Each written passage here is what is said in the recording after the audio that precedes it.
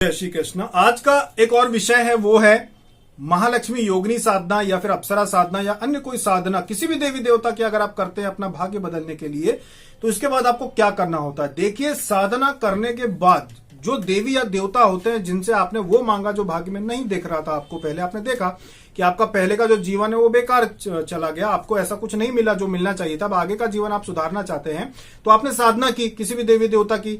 मान लीजिए कि उदाहरण के लिए आपने महालक्ष्मी योगिनी की साधना की, आपकी साधना पूरी हो गई, हवन हो गया, उसके बाद आप इंतजार में बैठ गए कि अब मुझे कुछ मिलेगा।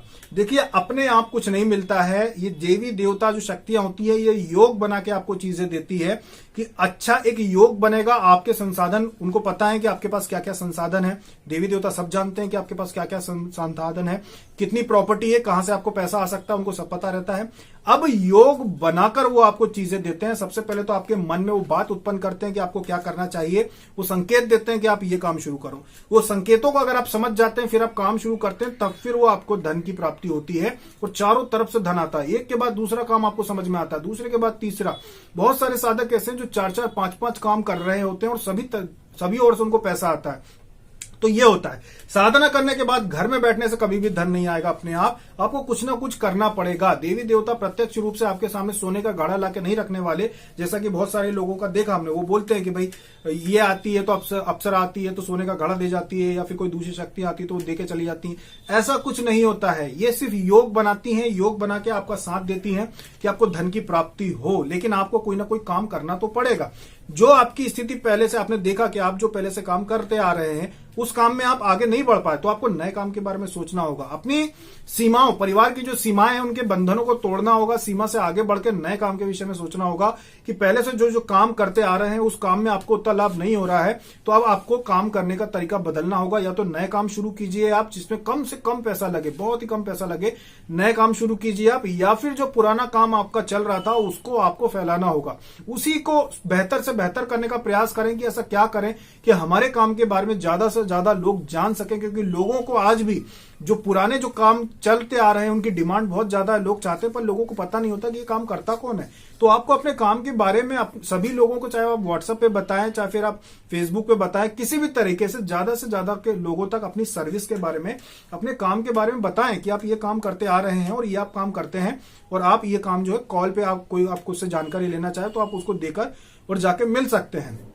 जैसे कि एक साधक थे, वो बिजली का काम करते थे, वो कहते थे, आए हमारे पास, मुलाकात हुई, उन्होंने कहा कि मैं, वो कहा जाए तो हमारी पहचान के हैं, बचपन से हम जानते हैं। उन्होंने कहा कि मैं यहाँ पे 18 साल हो गए मुझे, 18 साल से मैं इस शहर में आके काम कर रहा हूँ, पर आज भी किराए के मकान में रहता हूँ, कुछ नहीं कर पा रहा हूँ। उनको हमने यही कहा, लोगों को पता ही नहीं है। बहुत सारे लोग हैं जो ऐसे काम करने वाले को ढूंढते हैं, लोगों को पता ही नहीं है। आप इंतजार करते हैं कि आपके जो 30-40 लोग पहचान वाले वही कहीं से काम ढूंढ के लाएंगे तब आप जाएंगे।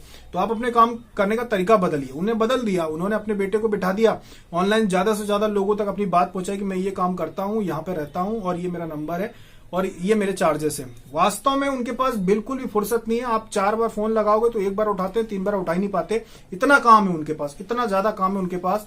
खुद का घर लेने का भी उनका विचार चल रहा है। भगवान ने इतना काम दिया, तो साधना करें आप, लेकिन साधना करने के बाद अपने काम करने के तरीकों को बदलें आप।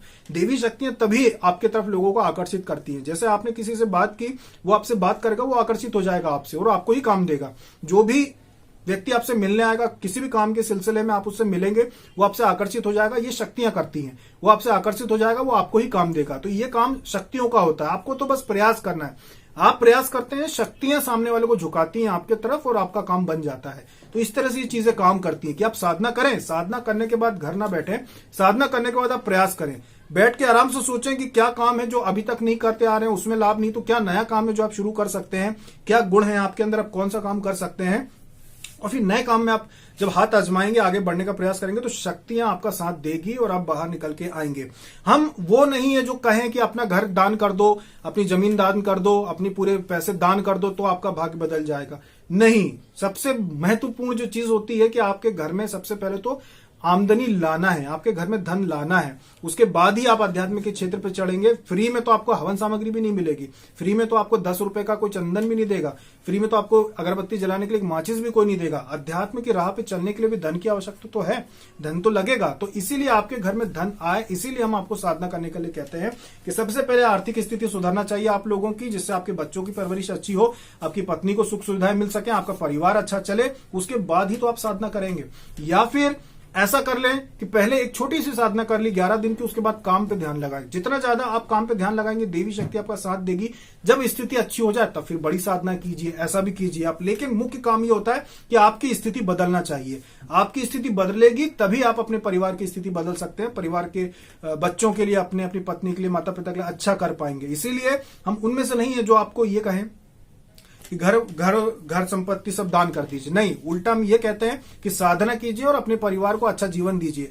अच्छा जीवन देंगे तभी आप दान पुण्य कर पाएंगे। जब आपकी आमदनी होगी तभी आप अपने पितरों के लिए दान, पिंड दान, आजकल पिंड दान या कुछ भी आप करने जाएंगे गया जी 30-40 हजार आम बात है, तो वो कौन देगा? कोई नहीं देने वाला। आपको खुद को अगर कमाते हैं तो ही आप ये कर पाएंगे। तो ये चीजें करने के लिए आप साधना करें। साधना करने के बाद आप प्रयास करें, प्रयास करेंगे, असफल नहीं होंगे, निश्चित बात है।